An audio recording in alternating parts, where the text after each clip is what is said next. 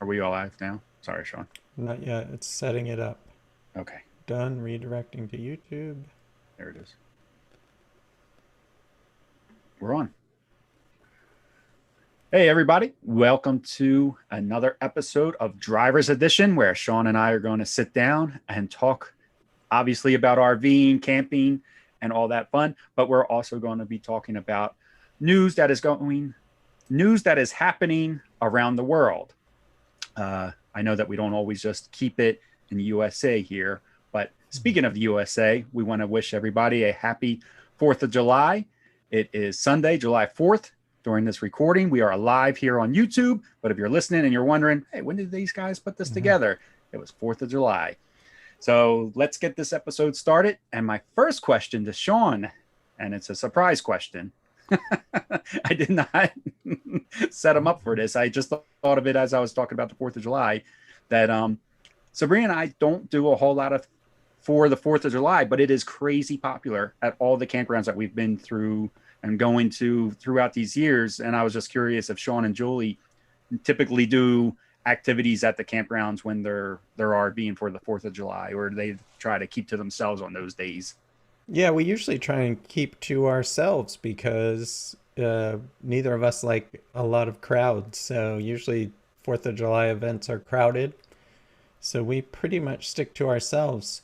And I always like to say that for 4th of July, it's F the Monarchy Day because it's the day we got our independence from the King of England. So I did hear a video.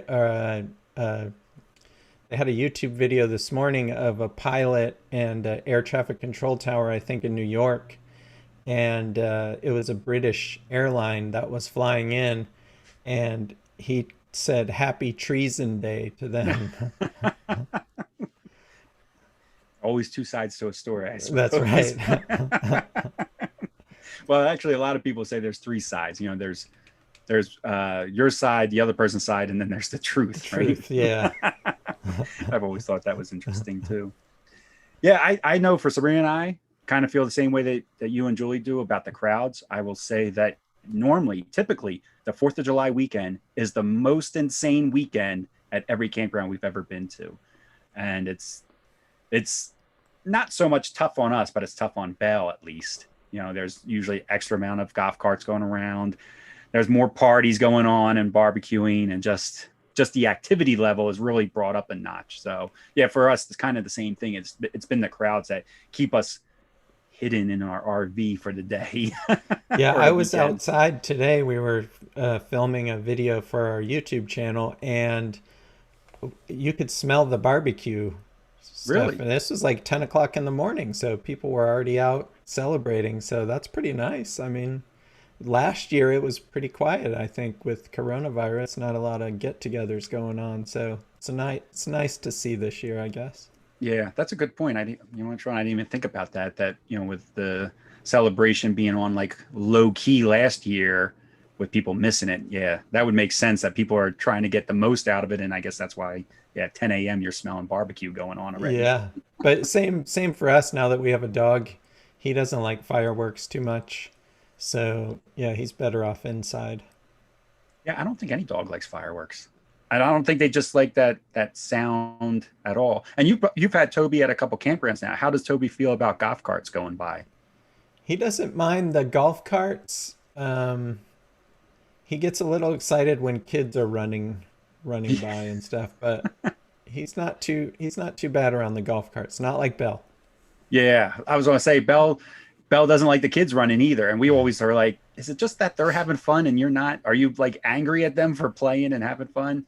So if you're listening actually right now, leave us a comment. Like, what is it at a campground that maybe sets your dog off the most? For me and Sabrina, it's definitely the golf carts. More than anything else, it's the golf carts. She just, you know, she goes out of control, and it doesn't seem to matter if it's an electric one or a gas one. It's like, especially a golf cart driving through gravel. The gravel road seems to set her off. And then we wonder also, are the golf carts maybe some type of high pitched noise with the motors, and we don't hear it or something like that with the electric ones. I'm not really sure what it is. We've never been able to figure it out. This morning we were walking Toby, and we saw two baby deer, and Nice. they were really small, probably just a little taller than him. And he started freaking out, barking, and Ah, trying to break off the leash to try and go play with these baby deer. yeah, So I think he was just excited though to see something his size out there. yeah, and Um, different. yeah, I'm sure he can tell the difference. I would imagine anyway. They know the difference between another dog and another yeah, type of animal. So probably, yeah, probably got excited to just see something different like that. yeah. Belle gets a little excited when she sees deer too, big or small. Not so much anymore now that she's getting older, and from being at various campgrounds, I guess she has seen them enough times now that she looks at them. But she used to have that reaction that Toby had, where she would just go nuts over Yeah, them, weird whimpering and like a short, sharp, chirping barks. I don't know what she was doing. She's that's nuts. what it is. Yeah, just like that. That's a good Okay, description yeah, of it. Yeah, yeah, yeah. They're funny. They definitely. I don't know. They keep you on your toes, Sean. that's right. They keep you on your toes. So our first topic, you can. Do you want to go into it, Sean? Go ahead. Go ahead, Okay. Ken. So our first topic is that something Sean and I actually we found out from Julie. I think Julie is Sean's wife, and she mentioned to us. She said, "Hey, did you guys happen to hear that KOA is building a campground at a Love's Travel Center in Mississippi?" And I didn't hear about it. I'm not sure if Julie was the first time that you heard about it. No, I hadn't. I hadn't heard about it either. I the first. I Topic. You can. Do you want to go into it, Sean? Go ahead. sorry. So our first topic is that Once something again. Sean and I How do I we get found out out of from this? Julie. I think Julie is Sean's wife, and she mentioned. Sorry. No. So Julie, when Julie mentioned it, I think I was talking to you actually when she mentioned it, Okay. and it was the first time I'd heard about it as well. And it's weird. It's in a weird place, I think. Well, I've never heard of. It's in McComb, Mississippi, which I've never heard of McComb, and I don't know if there's really anything travel destination wise. I don't think there's really much there, and it's going to be a KOA journey. And if anybody's familiar with KOA and their setup, the journeys are usually just like you stop for one night and you get back on the highway and you continue to go. But Yeah, I would have picked. Where it's going to be located at is on I-55. It's the okay, interstate that runs through Macomb, and it's a major north-south free interstate, but there's no like intersecting interstates oh, in Macomb, Mississippi. I think I would have picked a place that had, like a east-west and a north-south for the first one. I But wonder how. maybe that would have been a little too hard to do, like real estate wise. Oh, maybe. But I also wonder how is it chosen? Did KOA come to them and say, "Hey, we want to try this new idea of putting in a KOA at a travel center," or was it the other way around? Was it this particular Love's Travel Center saying, "Hey, we get a lot of traffic through here. We could use a campground. What do you guys think about building one here?" So that's Yeah, uh, there may not be. I didn't look and see if there was another campground in in the Macomb. area. Yeah, maybe that's what it Do you? is. Yeah, yeah. And it's funny too because when Julie had mentioned this, I was like, "Oh wow, the first time that this has ever happened." And then when an idea like this seems so like it makes so much sense to me anyway, I'm like, wow, I'm surprised that this hasn't happened sooner. That there isn't more campgrounds at these travel centers. I know people always have this impression that like as you're driving down the road, it's like easy to find a campground and you just pull in anywhere. But Sabrina and I have not found that to be the case. A lot of times the campgrounds are not conveniently located along a lot of these highways. Yeah, there are some, but not all the time. Like I don't know. I think having this right at the travel center, so you'll be able to stop there, get your fuel, then you'll be able to go into the campground and get your propane and dump your tanks and plug in for the night and kind of put your slides out, which is nice because you can't do that, or you shouldn't be doing that, I guess, at a travel center. You know, it's not meant to be a campground, even though I have seen it before, but I don't think it's a good idea for many reasons. But Yeah, I think it's an awesome idea to yeah, have it there, like at Love's and at Pilot, Flying J's, all those big travel centers. It's a great idea to have a campground right there. We've stayed at a couple that were really close, but never right co-located with the fuel stop. yeah, yeah. I think convenience level, it just makes a lot of sense. And apparently, right now, it's just in development stage. I got a quote here from the franchise development, Larry Brownfield from KOA, and he says that it is in development stage. We'll have all the services and amenities required of other Journey parks in the KOA system. So that would mean a pool. You're going to probably have a couple of the games, and maybe miniature golf. I think that might be a Journey thing. I think a lot of the Journeys, but in general, most of the Journeys typically have a lot of pull through sites to make it easy that you don't have to disconnect, or for in your case back into a site. You just pull straight in, and then you'll be able to pull straight out the next morning. So it'd be nice to have these amenities right at a service center or a plaza center. I wonder how large it'll be. Yeah, I see. We've never stayed at a lot of, we've never stayed at like a Love's Oh, or a Pilot or a Flying J that have the RV spots. I, so I wonder, the only thing I wonder about is how much of the truck noise will bother people. so I know for Sabrina and I, we mostly stay at Flying J's when we're traveling. I couldn't even tell you how many we've stayed at, and for us, we just use a white noise app, and that kind of takes care of any of the truck noise. And that's when we're Ah, parked sometimes, in the same lot as them. The thing that we like about the Flying J's and why we stay at so many of them, because they actually have dedicated RV spots, and they're usually on the other end of the truck station. But if that truck area gets filled, then the truckers start taking the RV spots. So there's been plenty of times that we've been parked right next to a truck all night, and they have their, I don't know if it's their main engine or what, but it kicks on, kicks off all throughout the night. It could be a generator, I guess, but I think it's built into the truck, so I'm not really sure how the system works. But yeah, there's just a simple white noise app has worked for us. oh, That okay. we don't hear them starting up or pulling in next to us or even leaving. Even their air brakes, as loud as the air brakes are right next to you, we I sleep like a baby everywhere. Sabrina takes a little bit more, so she's got the white noise app running. She's got ear ear uh ear earpieces in. She's got a face mask for light. She is not a sound sleeper like I am. Yeah. Luckily, luckily we have Belle, and unfortunately, Belle does not get any sleep. I think Belle is like on guard. I don't think Belle ever fully, just sleeps while we're at these places. I think she is always on alert and just waiting, for somebody to knock on the door or try to. She's our. I wouldn't say she is a guard dog, but I would say that she's a good watchdog. So you But don't yeah, think it'll be a big deal? no, not at all. Because I mean, the way that they're making it sound like it won't be built, it sounds like it's going to have to be built like right next to the center, but you're not like crossing a street or anything like that. But I think you'll be plenty far enough away from Okay. the trucks coming in and stuff like that.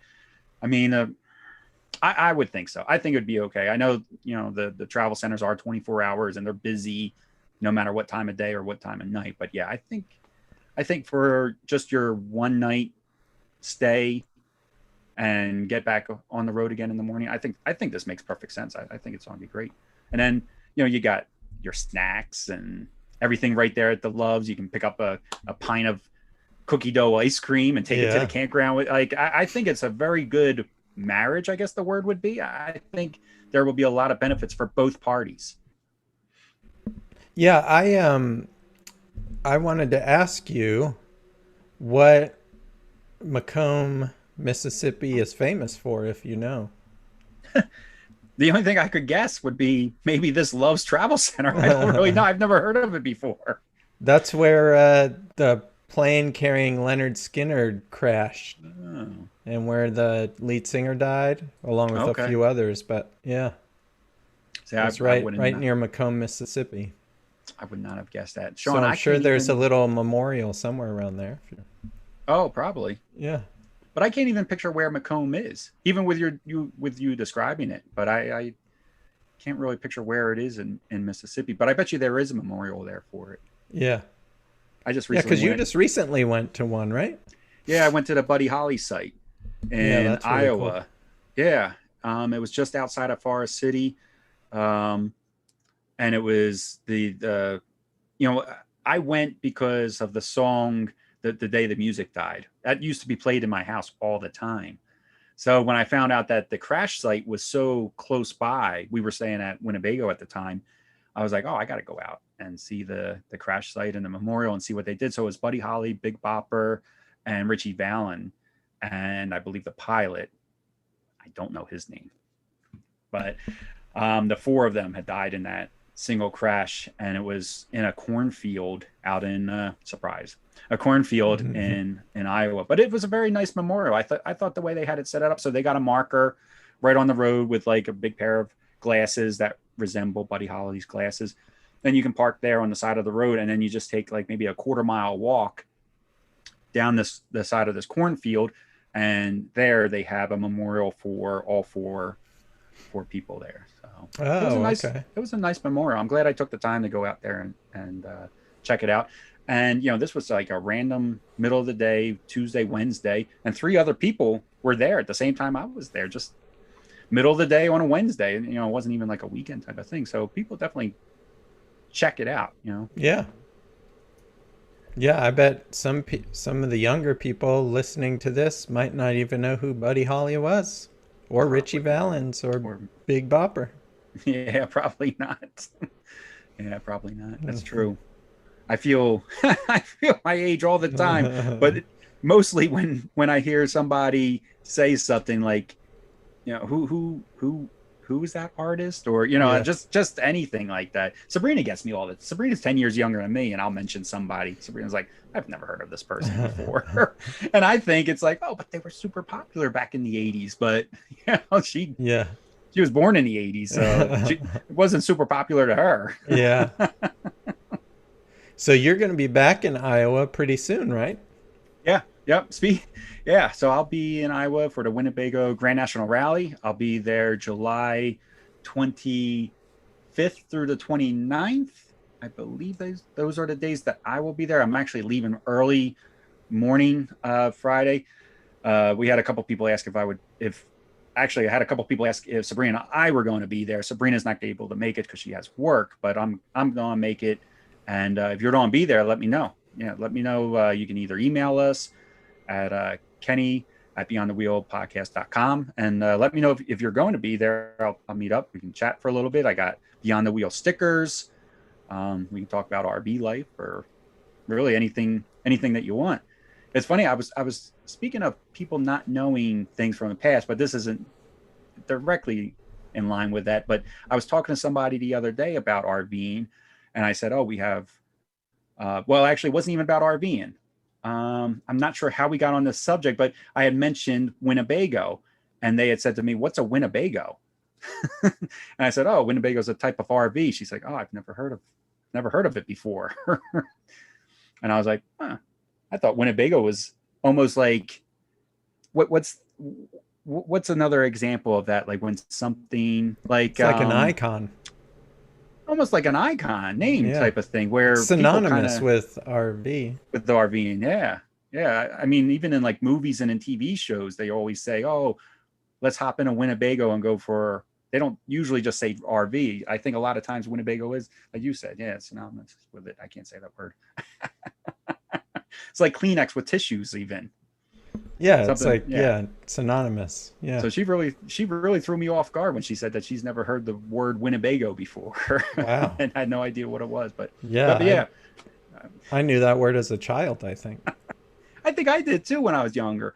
Although I will say, when Sabrina and I were shopping for an RV, we weren't like in the RV scene. We didn't really know too much about RVing, but I think Winnebago was one of the last brands that we actually walked into and looked at. It was close to towards the end of our list, and I'm not no particular reason. It was just like, and then when we walked into the Winnebago, we obviously liked it because that's the one that we went with. But it wasn't. I wouldn't say that Winnebago was like at the top of our shopping list. So maybe it's just because I've been in it for so long now that I feel like, oh, everybody must know what a Winnebago is. But back in that day, maybe Sabrina and I didn't even know what a Winnebago was. I don't know.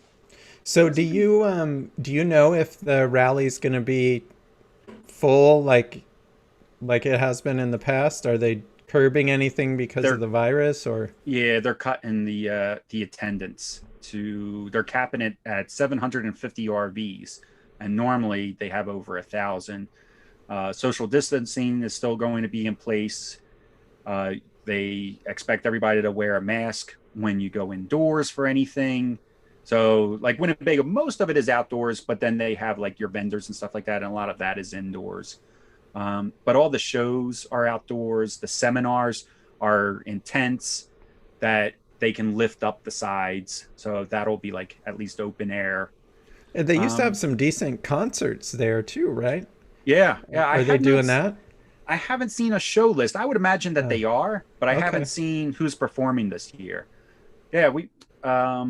Sabrina's actually getting the closer we get to the Winnebago rally, the more disappointed she's getting that she's not able to attend, because it's great for us because it's a nice location for us to meet up with a lot of our friends all in one spot, and it's rare that we can get so many of our friends all together in one location. I know Amy, Amy, we're friends with Amy. She said that she was disappointed that Sabrina wouldn't be there, but she's happy that I would be there, and she's like, well, maybe we can do a FaceTime with Sabrina at least and make it feel like she's here with us. There you go. Amy, I'll throw out Amy's whole title there. Amy's the founder of GoPetFriendly.com. Great service. We really like Amy and the service that she provides to everybody that has pets. But yeah, so it'll be weird for me to be there without Sabrina. This will be my fourth time being at Grand National Rally, and my first time without Sabrina. So it'll be, and I won't have Belle either. Belle's on stay. Yeah, Belle's staying with Sabrina, so I'll be there. Free man. No, by my lonesome. Yeah. So if you want to meet up, I'll definitely have time to chat and hang out. Now, I figured they would be working because they have such a surge in orders. Yeah.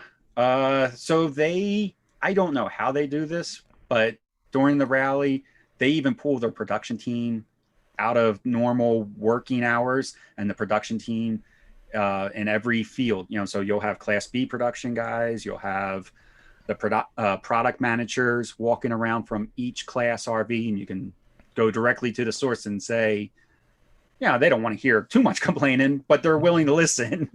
But if you ever had a question, be like, why did you guys build this in such a way? This is the best time for you to get an answer, because you'll be able to actually talk to the guy that designed the RV, and you can ask him, why did you put a thermostat in the way of a slide or anything like that?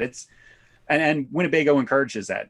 We've had Winnebago on a couple times, and they do voice project, and the voice project will be there on site to take questions and feedback on the units, and you get to sit down with in a regular sit down way and write down your questions, or you can ask them verbally and get your feedback directly to the person that's designing the layouts and making the RV. So, and I don't know if they'll do this year, but one of the fun things that Sabrina and I always enjoyed is that they usually have a couple display models that you can take out for a drive with no sales pressure, because you're just borrowing it directly from Winnebago. You go with one of Winnebago rep, and he's not selling you the RV, so you can ask him a ton of questions. You take it out for, I don't know, maybe it's a 5-mile drive around Forest City, and then you bring it back to the rally grounds, and then somebody else takes it out. But they're not trying to sell it to you. It's just, do you want to check out what's new from Winnebago? So yeah, that's great. I would like to try to test drive the new F53 chassis, because I haven't test drove one yet. But in 2020, this new chassis came out with the new Godzilla engine and everything, and I still haven't even driven one yet. I'm very curious, but I don't know if they'll do that because of the social distancing. Now, I do a lot of work with Winnebago. They might let me just take one out by myself if I talk to somebody, if they even have one.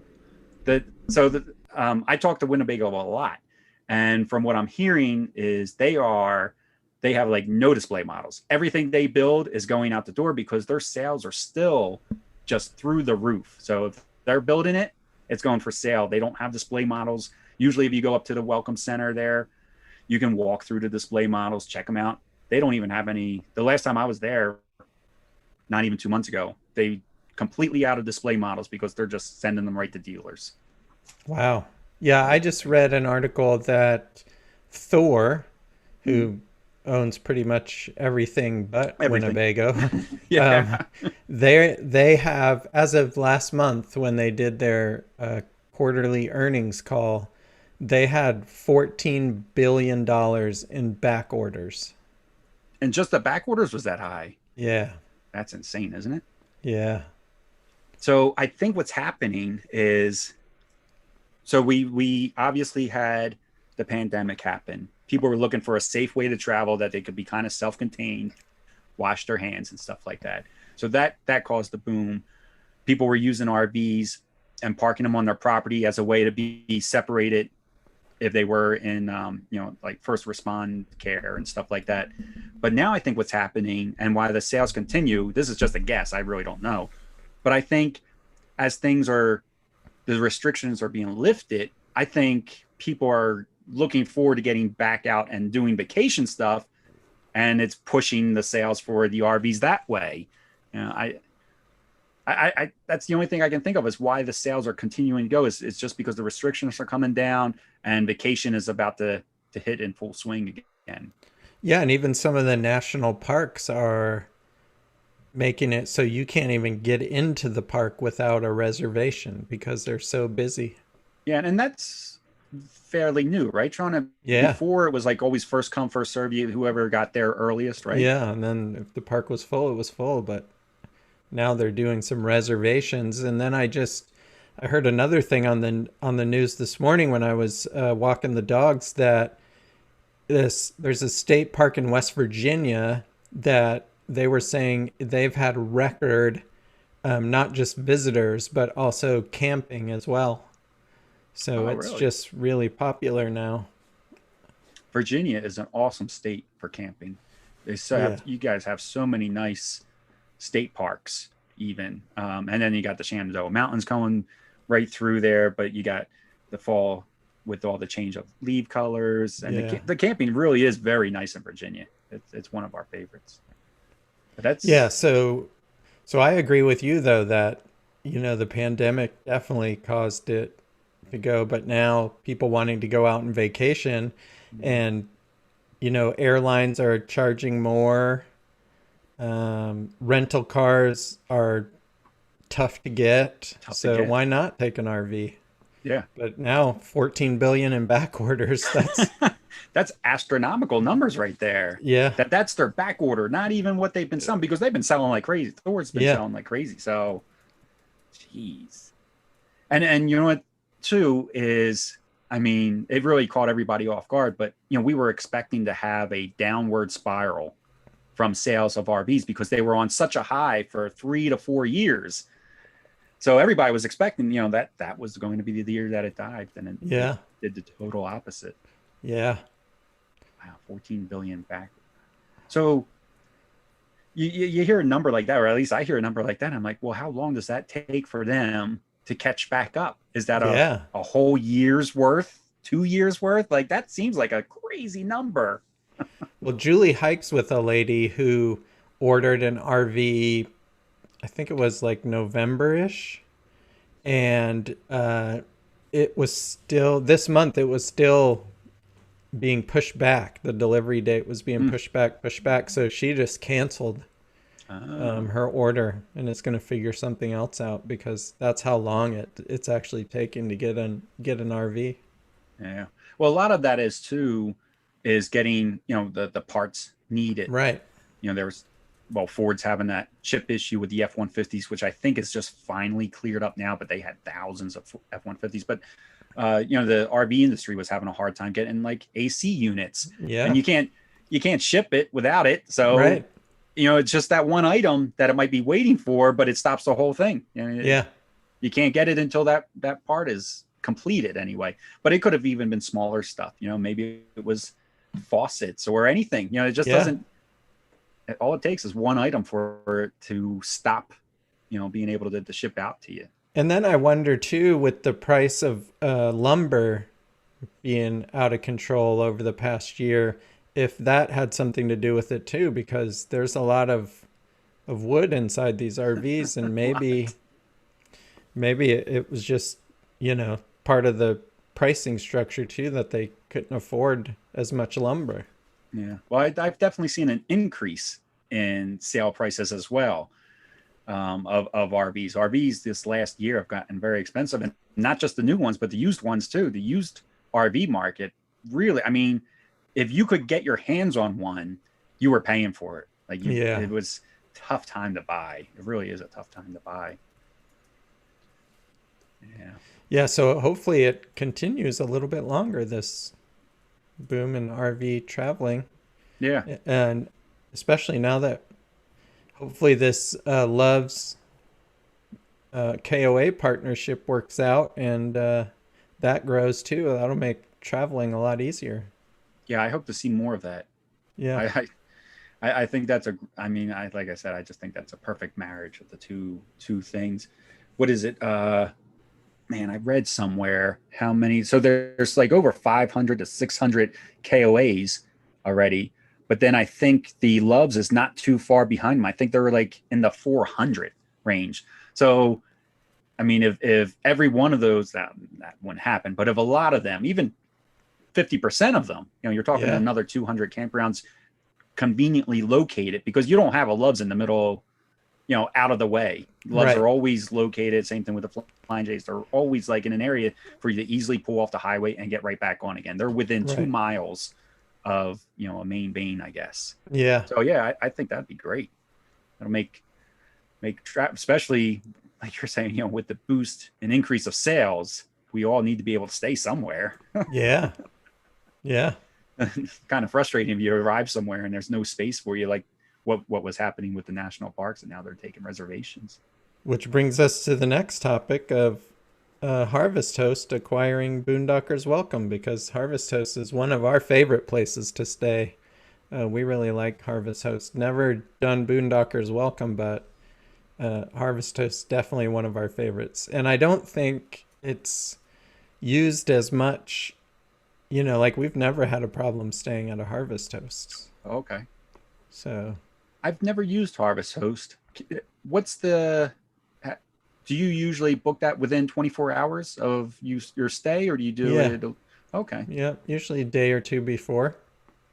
I don't know why we've never done it, but we've always heard great things about it. We even had Joel on the show, and after speaking with him, we still just never. Someday we will do it. Yeah, we'll have to put a link to that episode in the show notes. But they acquired Harvest Hosts, and they're gonna continue to operate separately for now. And you can get a membership in one, or you can get a membership in both. And I think eventually they'll probably merge. I mean, it just makes sense. But for right now, they're saying they're going to remain separate. Yeah, I wonder, Sean. I wonder if that'll. I mean, it makes sense to kind of stay separate, I guess, two different identities.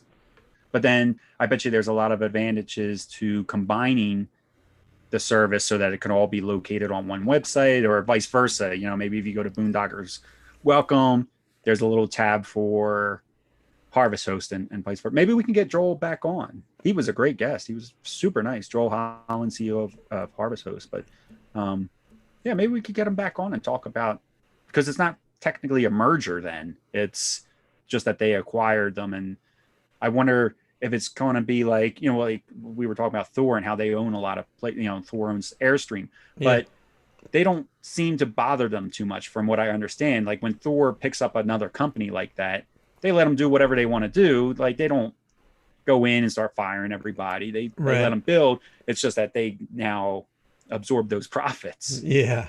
So I wonder if this is going to be a similar thing. I'm not sure how Boondockers is structured as far as how they make money. Like Harvest Host does a membership. You have to buy a membership It too, is. but Oh, okay.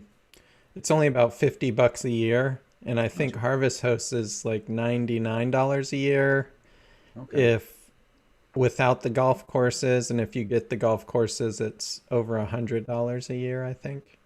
Okay. And then So difference in pricing for sure. let me ask you this, because this is how little I know. Now I know Harvest Host is usually you're on farms, wineries, things like that.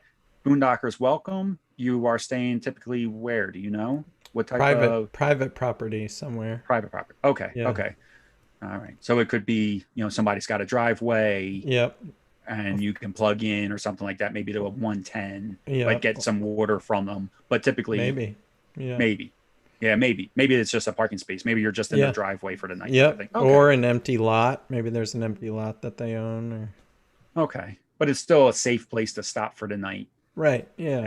And you paid what, 50 to $100 for the year. For a And if you year. use Yeah. it all you have to do with campground prices, all you have to do is use it 4 times, not even, and it would pay for itself. Yeah.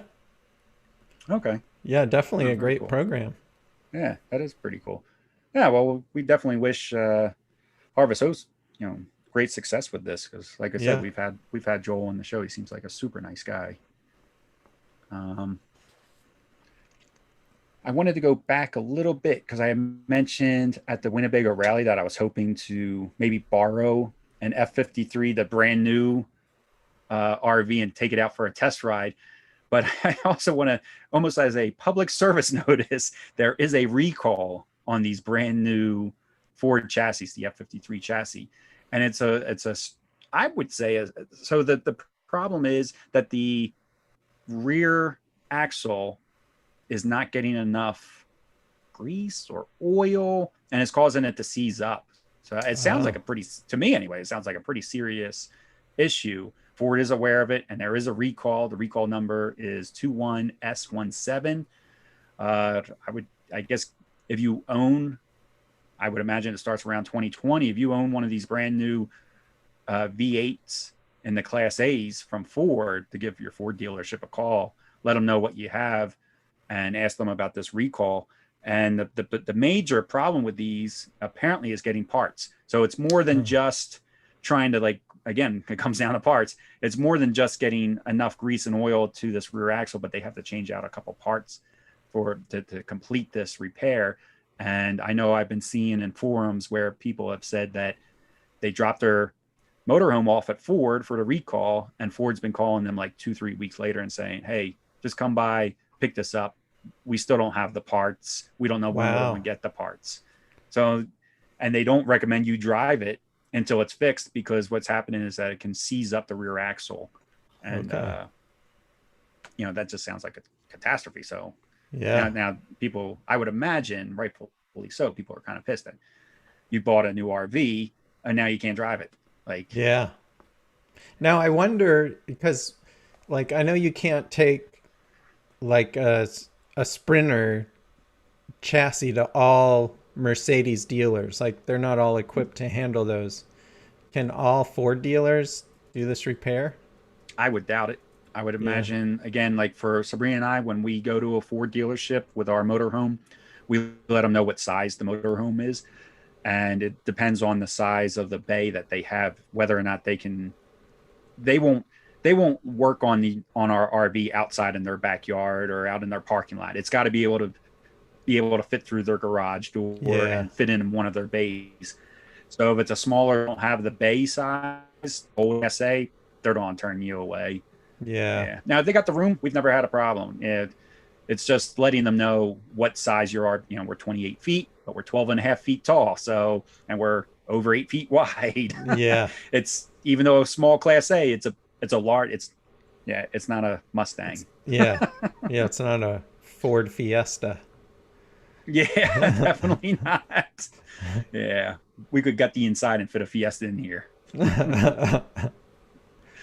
Yeah, So that really sucks that, but it's kind of expected with a new chassis that, or a new anything, that there's going to be yeah, problems identified after it's pushed out to the market. So hopefully people don't give up on the RV and get rid of it, and they'll get to enjoy it after it's fixed, I'm sure.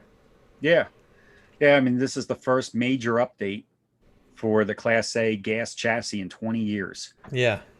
So it's not just an engine thing that they did. They did the suspension. It's the engine. It's computer technology that goes along with it. So it's a pretty big upgrade. Yeah, it's Yeah. supposed to be when it's working. Say that it's supposed to be a much more comfortable ride. It has more power and torque, and yeah, I've been looking forward to test driving one. But I want to test drive one that is not part of the recall, because it's not every single one of them. It's a Oh, it's certain not. no, it's a certain date period, um, which is weird to me. You would think it would be either all or none. They must have changed something Change already something. in it. Yeah. Maybe they recognized that it was going to be a problem and changed something in it. I don't know, but yeah. So it's not. Yeah, just because you have one doesn't mean automatically that you're part of the recall. That's why I say, give Ford a call, give them your VIN number, and they'll let you know if you're part of the recall. Okay.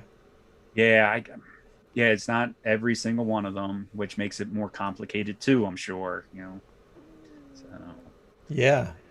So it's not even like you wouldn't, if you had a Winnebago versus a Ace. yeah, They it might not be. It's not brand specific either, I it's guess. not even brand. Yep. Yeah, it's just yeah, I cannot remember the date period that they said. I think it was March to something, but I can't remember. I couldn't tell you more than that. Yeah. Yeah, it seems like a pretty serious problem though. I mean, you don't want your rear axle seizing up. That sounds like it could cause either damage or even an accident. So, yeah, definitely a lot of non-happy campers out there, I'm sure, with this going on. Yeah, I'm sure. And then another interesting problem, not because of manufacturing, but because of theft, is theft of catalytic converters on RVs, which to me is just bizarre, but it's happening, and it's I guess getting more and more popular for these things to be stolen. Yeah, yeah, I've been every now and then I've been hearing more and more about this. And like you said, it seems like it's gaining popularity as the steel catalytic converters. I guess off of all vehicles, but especially RVs. And I'm guessing that is because an RV is already elevated off the ground, so you could probably roll under it pretty easily. You don't got to lift it. Yeah. And apparently they just cut the section of the catalytic converter and it drops down. I mean, they're saying it takes less than a minute for somebody to steal one of these things, and they're getting a few $100 for them. So Wow. they're either selling them to a scrap yard, or they're selling it to like a used auto parts place and reselling, and then they resell. But it sounds like the scrap yard seems to be the more popular route. There's something in the catalytic converter, rhodium, I think was the word, or Okay. the element that Uh-huh. apparently is worth a couple bucks. So Oh, okay. I'm seeing that it's popular enough that I've been seeing it in the forums where people are talking about, well, how do we stop this? And people are talking about building small cages that go around the catalytic converter to prevent it. What I'm curious about is like, where is it happening? It's not going to be at a campground. I mean, no one's on roll underneath your campground, your RV while you're parked there. Could it be maybe in? And then I even think, well, when it's in storage, there's cameras, but I guess cameras don't stop anything. They just Right. record what happened. Or dealer lots. Oh, maybe it's on dealer lots. Yeah. Yeah. Well, they have cameras too, but the same thing. Camera Yeah. doesn't stop somebody from doing it. You just get Right. the information about what happened. Uh-huh. Yeah. Yeah, Yeah. I It's just just a couldn't. bizarre I thing. think they're heavy. I would imagine on the RV it's heavy. Yeah. Yeah. So I guess I wouldn't think about, well, first I wouldn't think about it because it's illegal, but I Yeah. wouldn't think about it because I guess I'm not strong enough to be able to lug that thing out from under the RV. And I guess that's why it's valuable though to bring to a scrapyard compared to a car, because the extra weight gives you extra bucks at the scrapyard. Yeah. Yeah. Same thing though, Sean. Yeah, I don't think I don't think of stealing anything. I have We're a fifth not. wheel, so I don't have to worry about mine Uh, getting stolen. I bet you the one in your truck is a decent size though. Might be worth Oh yeah, I'm something. sure. Yeah, yeah. But Yeah, I that's mean, not I that doesn't sit up as high as my, when your RV is on the jacks are up and yeah, stuff. yeah. I will say like our Class A, without even being on the jacks, we have. I can, I can, crawl under it without it being lifted. So I'm sure these. I don't know why, but I always picture thieves as being like these skinny little guys running in and grabbing parts. I don't know why, but I'm sure they have no problem getting in and out of underneath the RV. But your truck sits pretty high. No, could you fit under it without being lifted? I suppose I could. It'd be Yeah. tight up where the catalytic in the bed part I could fit under there, but I think the catalytic converter is more up towards the front, and Okay. it's lower in the front. Hmm. So it would be a tight squeeze. And I would imagine that you need the space to. I guess that's what they're doing is just cutting them. I doubt that they're Yeah, unscrewing them or unbolting them. That just seems like it would take too much time yeah, compared to just like, oh, maybe they're using a torch even. I don't. Oh, that sounds dangerous. I yeah. don't know. I don't really know. Yeah, that I might have to I look was into thinking this. maybe a sawzall, Yeah, that's what I was picturing in my mind too. just Just a sawzall, two quick zipping right cuts. through it. Yep, two Yeah, cuts and you'd be done with it. yeah, It's terrible what people think of though. yeah. Like, who even comes up with this? Be like, oh, we could be stealing these catalytic converters and selling them. I don't know. It seems kind of nuts to me. Yeah. Sean, I I would think like to that's tell an interesting oh, okay. story real quick, Kenny, just because I'm going to be Okay. making the repair soon. And that is, we were going camping down in Southern Virginia on the North Carolina border a couple weeks ago. And a car pulled up next to me on the highway and rolled down his passenger window. And he said, "Hey, your antenna just flew off of your RV." And so he drove off. I said thank you, and he drove off. And while I was looking for somewhere to pull over, another car came up and said, "Hey, your antenna just flew off your RV." So I pulled over in a gas station and got up on the roof, and sure enough, the antenna had completely ripped off. Hmm. So all that was left was the base plate on there, and the wiring had gotten stripped. Oh, So I'm guessing I must have hit something low on the highway, and that's the highest thing on the RV at is least the it way our was. antenna is, because it's one of those ones that's up in the air and it's got the round circle on top of it. So yeah, needless to say, we didn't have TV or radio that weekend, but luckily we hardly ever turn our TV on now in our RV, so it wasn't that big of a deal. But now that's another repair I got to make. So And for anybody listening that's thinking of just like it's not just like a little whip antenna. It's a right, pretty large, it's like you said, it's a disc mounted yeah, onto like a stem. So it's and pretty beefy. it has a Wi-Fi booster built into it, Yeah. the radio and television. So yeah, it's pretty solid. Now you have to replace everything then, Sean? You have to go from the ground up type of like replace the mount, the stem, and that disc? No, I just have to replace the stem and the disc. Okay. The mount was still there. So that's the only good thing about it, is that I don't really have to worry about leaking. I mean, I'm Okay. certainly gonna um, put sealant around it after I get it all back together to make Hmm. sure, because I imagine with the force it took to take the antenna completely off, then it might have loosened up some of that um, sealant on there. So yeah, I'll have to do that, but I'm just waiting on the parts to come in, and then I'll get up there and repair it. Okay. It's So it's a strange. good reminder to get up and check your roof, at least a couple times a year to make sure that Yeah. nothing's missing. It's strange that we've both had a TV antenna now get knocked off of our roof. Because I Oh had yeah. mine I've had mine knocked off too. We heard it though because we're in the RV, driving. Um, and like you, we don't use ours that much. I never even replaced it. I just capped it and siliconed it and just let it go. We don't Oh, use. okay. I shouldn't have said we still watch TV, but everything's like streaming. We don't really Yeah. use the antenna ever. So I was just like, I'm good. I actually took a Lysol cap and capped it and siliconed it. Oh, And that was my fix.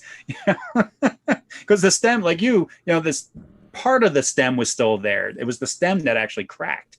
And then same thing as I had wires hanging out. So I just capped it with the Lysol cap was a perfect match to go right over the stem, and I just siliconed it, and I put a layer of silicone over the top of the Lysol cap and down, and I'm like, it's good enough. yeah, that's a good idea. It's what I had. It's what I had on me at the time. What do they call that in Alaska? Bush fix. Oh, I've heard that term before, but I didn't Yeah, know that was from Alaska. I always thought that was Australia. yeah, bush fix. Okay, makes sense. So, but until you get yours fixed, do you have a hole? You have a hole in your roof then, right? Just where the wires come through. So all I did Hmm. for that was I just used a Walmart bag. Oh, I okay. covered it and duct taped it. Okay. So when mine broke the stem, it was a good size hole. I would say it's like 2 to 3 inch diameter, Oh, wow. or well, whatever a Lysol cap is. Maybe it's Yeah. closer to Two two to three. inches. I bet. Yeah, it's probably close to, Yeah. yeah. There's a decent sized hole in the roof. So I Yeah. was like, oh, well, I can't just let this go. I didn't think about, a plastic bag would have worked up too, I guess. But Lysol cap worked also. Yeah. It almost looks like it belongs up there because, the roof is white and then the cap is white from the Lysol Yeah. cap. Like, it doesn't look that far out of place because, we also have those holes in the roof for exhaust for our black tank and our gray tank. Yep. So it Yep. kind of just, I think if you didn't know much about RVs, you look up there and be like, you might say, oh, I wonder what that one's for. But you wouldn't think that didn't supposed to be there. Right. Yeah, that's a clever idea, actually. Yeah, I'll have to go up there and take a picture and send it to you. It's kind of goofy looking. So what do we have coming up, Kenny? We have Spartan Power. So we have Steve. Ooh, his name is spelled Kjeldgaard, and Sean thinks it's spelled or pronounced Kilgard. Kelgard, yeah. Kelgard, Steve Kelgard, and so Steve's came on the show, and we talked about bulk cables, custom cables, inverters, and this was a great episode because I learned so much from Steve in that episode when he was talking about cable size and wiring size and why you can have smaller wires when running AC compared to DC. It was a very educational episode. And again, we get lucky with our guest. He's a super nice guy. And he took the time to explain a lot to us. Like we just kind of randomly had questions for him throughout the interview. And he was prepared for it all. He did a great job. Yeah, and the reason why we wanted to get them on is because Kenny actually has those Spartan cables for his batteries, Mhm. and they're like the most flexible battery cables we've ever seen. So we really wanted to talk to them because they have such good quality battery cables. Yeah. Yeah, I say in the episode, this cable is, even though it's a very thick, heavy-duty cable, the flexibility in it is unbelievable. It's like a Twizzler, better than a Yeah. Twizzler, because I think I even say in the episode, if you would try to flex a Twizzler the way I flex these cables, the Twizzler would break, but the cable doesn't. Yeah, and our sponsor Battleborn, they carry these cables. Yeah, and Um, they were able to set us up with, yeah. so which is always nice. Battleborn does more than just kind of back us as a sponsor, but they help us get people on the show a lot of times too. So Yeah, yeah, and this was a great one. Like you said, I enjoyed that recording that episode. yeah, and that comes out when, Sean? You always know the days. Um, July in what? 2 weeks from Thursday, so I don't know. I The thought you middle would of know off the top July. of your head. The middle of July. Okay. So definitely keep an eye out for that Spartan Power. This is 22nd, great. the 22nd. There you go. Oh, July 22nd. Okay. Yeah. So this is a great episode if you're looking to maybe upgrade to a solar system, or you just want to rework your batteries a little bit, but they also sell inverters. So if you were looking to increase the inverter size in your RV or anything like that, maybe you want to run a microwave or coffee maker and stuff like that. So if you're thinking about doing any of those stuff, definitely check out the episode with Spartan Power. It's good information in that episode. And then Kenny and I have been talking about some changes to the podcast. We may add a little trivia into the podcast and change things up just a little bit to make the episodes maybe a little more entertaining. So hopefully when we start doing that, hopefully everyone can provide us feedback on if they like the new format or not. Yeah, we're going to keep points of who gets the most right answers. We will not know. So my wife Sabrina will be reading the trivia questions, and we will not know the answer. And maybe after 6 months, by Christmas, we'll see who has the most points, and then we gotta, what do we get if I win? Yeah, we'll have to discuss the wager. Yeah, we'll have to put a wager on it. I'm guessing. And we're also going to give our guests an opportunity to play too. So yeah, if the guests beat us, then we both have to do we both have to do something probably not so fun, but we'll figure it all out. Yeah, we'll definitely figure it out as it goes. Yeah, I like that idea. Sean came up with this idea of trivia. I'm a trivia nerd. I like trivia, and I like RVing, so I hope that I do well. I'd be very embarrassed if I don't, so we'll see. Although I guess technically, so the kind of the rules that we gave Sabrina was that it didn't have to be necessarily about RVing. It just had to relate to the show and that particular episode in some way.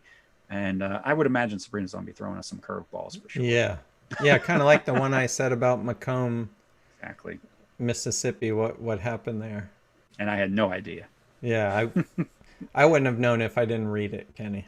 So. Yeah, I mean I remembered the Leonard Skinner crap, but I wouldn't know where. And, yeah. Hopefully Sabrina's are a little easier than Sean's for my sake. So I think that's all we wanted to discuss today, right, Kenny?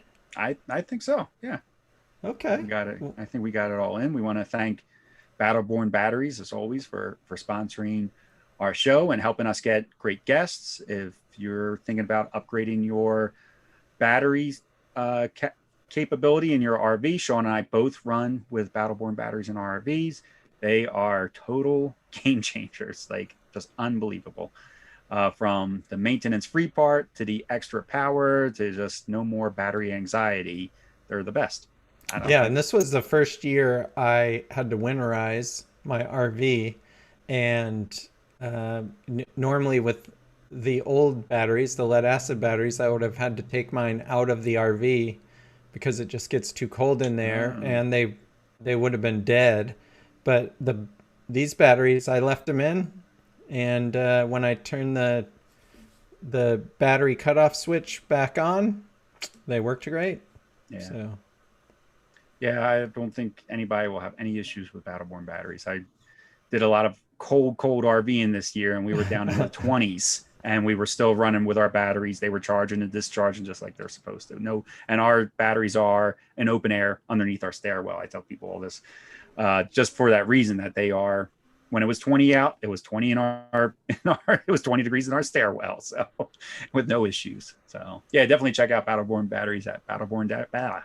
Check them out at battlebornbatteries.com. That's almost a tongue twister. Yes.